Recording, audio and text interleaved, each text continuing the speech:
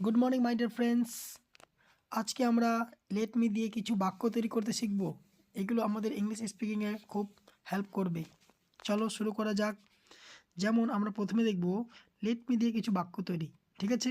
যেমন let me plus verb 1, আমাকে চেষ্টা করতে দাও। এটা আমরা ইংলিশে বলতে পারি লেট মি ট্রাই। আমাকে কথা বলতে দাও, লেট মি স্পিক।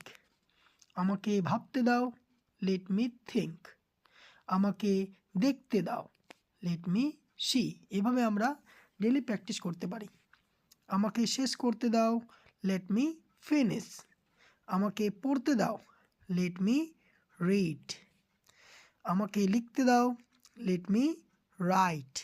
আমাকে ঘুমাতে দাও, let me slip. Let me slip. ঠিক আছে, তো এইভাবে আমরা প্র্যাকটিস করতে পারি। নেক্সট আমাদের কি আছে, লেট মি আছে লেট মি ইট দিয়ে আমাকে খেতে দাও, লেট মি ইট।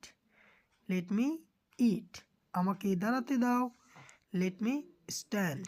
আমাকে দাঁড়াতে দাও, লেট মি স্ট্যান্ড। ওকে।